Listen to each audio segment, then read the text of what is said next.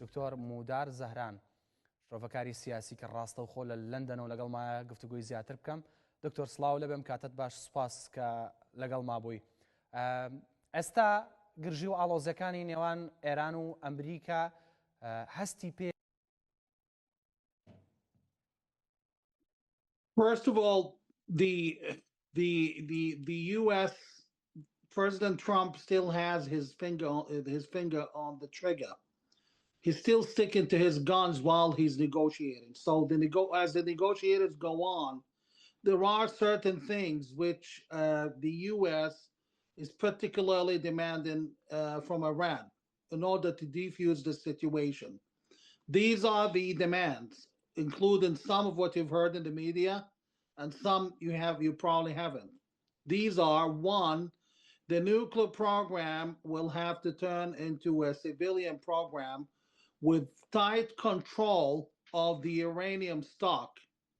The Americans are starting with, let's not have any form of nuclear programs, civilian or military. The Iranians are now negotiating, how about you just let us keep our civilian program? And that's the point of discussion. But even if Iran is to keep a civilian program, it will be closely monitored by the international organizations, which will include American inspectors themselves. The nuclear program is not the biggest problem that Iran and the U.S. have issues about. The biggest point of difference is actually less expected issue, which is the ballistic missiles. For those who might not know, the ballistic missiles which Iran used during its 12-day confrontation with Israel last year are missiles with the capabilities of flying into the outer space and then landing exactly on target. So flying into outer space above the atmosphere makes them very hard to detect. Only the American forces have the THAAD program, the THAAD system, or those batteries are able to intercept and shoot down those missiles, but not at exactly 100%. So these are a big problem, and Iran has them. It's been delivered to them. They've been bought and delivered from China, and these are like quite a huge threat. So this program, above anything, has to be dismantled. Those missiles the United States wants to see gone, dismantled, or delivered to a safe third party, possibly the Russians or anyone else. But they have to go. And the Iranians would not let them go. And the problem with that is they're very hard to detect. In other words, they can always keep a few missiles on the side, which even 100 missiles is dangerous. The estimated stock of ballistic missiles that Iran has now is in the range of thousands, possibly 3,000, which is a huge stock. Also, another demand is introducing democracy, not democracy, upscaling human rights in Iran. And that's a big issue because the U.S. is not taking any nonsense, not any facelift for the regime. They need to stop the killing. دەزانین کە ئەو مەرجەی کە the U.S. is very clear. They're going to war.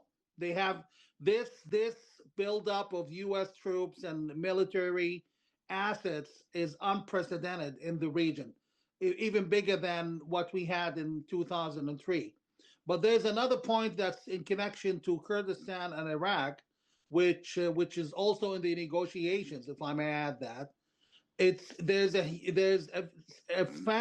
fundamental demand or stipulation put up by the Americans, which is that Iran would stop interfering in both Kurdistan and Iraq, or Iraq in general.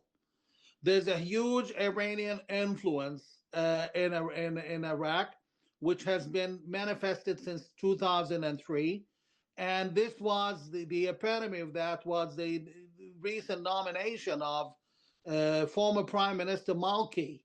This man, at least in America's eyes, and at least my experience from the United States Department of State days, this man is Iran's man. Iran's flunky, and Iran has to forget about sucking up Iraq's wealth and influencing Iraqi politics. گرفتی سەرەکی ئێستای عراقیەکان لەوەدایە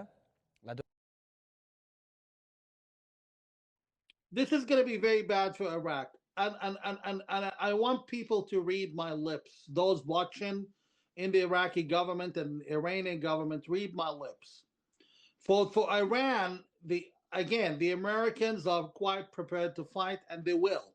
They're not bluffing when they say they will if they can't reach their goals through negotiations. On the other hand, in Iraq, there's another form of punishment that will start taking place. And read my lips, and it's not exactly what you expected. I'm talking to the Iraqi government, Iranian guys, pro-Iran guys.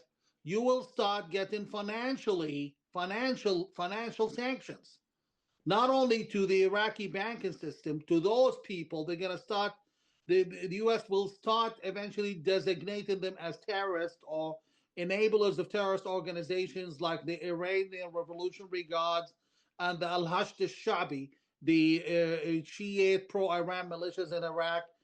Those people connected with them, including al-Malki, will find themselves blocked from their wealth, from their bank accounts, and Iraqi banks who deal with them will find themselves facing a lot of sanctions, which is the greatest threat of all, SWIFT system. Simply, the U.S. could switch the SWIFT system off for Iraq. Any alternative system is not going to work. And I'm not talking about speculations. I'm talking about serious measures already on the table, which will take place against Iraqi officials if the pro-Iranian officials remain in power. And let me be clear with you. To be honest, my feel is that a lot of people in Baghdad, they think that this is all bluff. This is not a bluff, and you're going to see some serious measures in the very foreseen months. باش زۆر سپاس بۆ بەڕێز دکتۆر مودار زەهران شۆڤەکاری سیاسی ڕاستەخۆ لە لەندەوە لەگەڵ مابووی سپاس بۆ تۆ.